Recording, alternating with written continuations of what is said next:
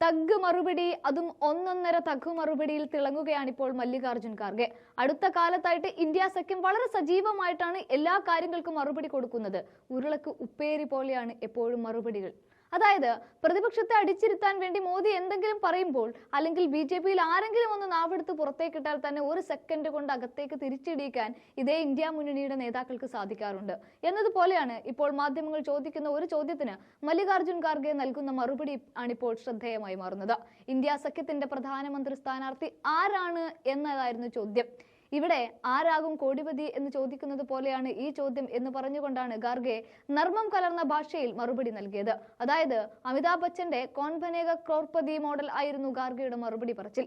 India സഖ്യത്തിന്റെ നേതൃത്വത്തിൽ ഞങ്ങൾ സർക്കാർ ഉണ്ടാക്കിയാൽ ആരാകും പ്രധാനമന്ത്രി എന്ന സത്യത്തിൽ നേതാക്കളെല്ലാം ചർച്ച ചെയ്ത് തീരുമാനിക്കുമെന്നുമാണ് ഖാർഗെ പറയുന്നത്.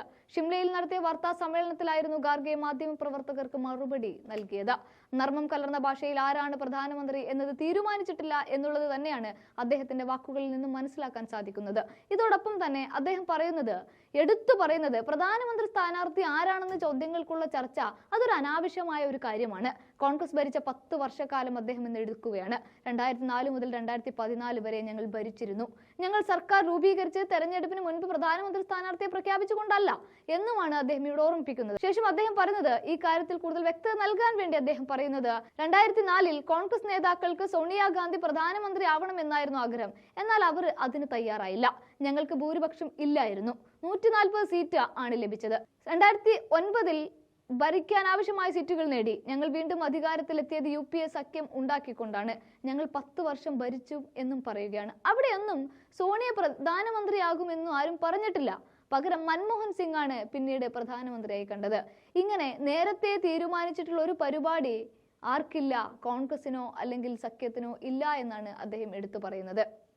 എന്താണ് സംഭവിക്കുന്നത് അതിനുശേഷം ആലോചിച്ച് ചർച്ച ചെയ്ത് ഒരു തീരുമാനത്തിലേക്ക് എത്താറാണ് പൊതുവിൽ കോൺഗ്രസ് ചെയ്യാറുള്ളത്. അത് സഖ്യകക്ഷികളോടൊപ്പം ചേർന്നുകൊണ്ട്. അങ്ങനെയാണെങ്കിൽ ഇത്തവണ ഇന്ത്യയിൽ എല്ലാ പാർട്ടികളോടും ഒരുമിച്ച് ചർച്ച ചെയ്തതിനു ശേഷം മാത്രമേ ഒരു സർക്കാർ ഉണ്ടാക്കാൻ തുനിയുകയുള്ളൂ. അതും ഇന്ത്യ മുന്നണിക്ക് അനുകൂലമായിട്ടാണ് ജൂൺ 4-ന് ബലം വരുന്നത് എങ്കിൽ മാത്രമാണ് അതെടുത്തു പറയുകയും ചെയ്യുന്നുണ്ട് അദ്ദേഹം. എന്നാൽ ഇവിടെ ചില കാര്യങ്ങൾ അദ്ദേഹം BJP-ക്കെതിരെ മോദിക്കെതിരെയും കൊടുക്കുന്നുണ്ട്.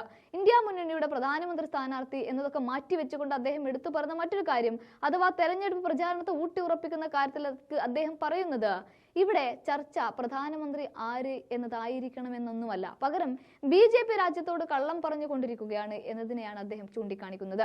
2014-ൽ 2 കോടി തൊഴിൽ ജനങ്ങൾക്ക് വാഗ്ദാനം ചെയ്തിരുന്നു, പക്ഷെ നൽകിയില്ല. വിലക്കയറ്റം കുറയ്ക്കുമെന്ന് ജനങ്ങൾക്ക് ഉറപ്പ് നൽകി, അതും നടന്നില്ല. ഇനി 2014-ലും 2019-ലും വമ്പൻ വാഗ്ദാനങ്ങളാണ് നൽകിയത്. എന്നാൽ ജയിച്ചതിന് ശേഷം തിരിഞ്ഞു പോലും നോക്കിയിട്ടില്ല. പ്രകൃതി ദുരന്തം മലയടിച്ചപ്പോൾ മോദി ഒരിക്കലും ഹിമാചലിനെ സഹായിച്ചിട്ടില്ല. എന്നാൽ ഇതേ മോദിയും BJP-യും ചെയ്യുന്ന കാര്യം സംസ്ഥാനത്തെ സർക്കാരുകളെ താഴോട്ടിടുക അഥവാ വീഴ്ത്തുക എന്നുള്ളതാണ്.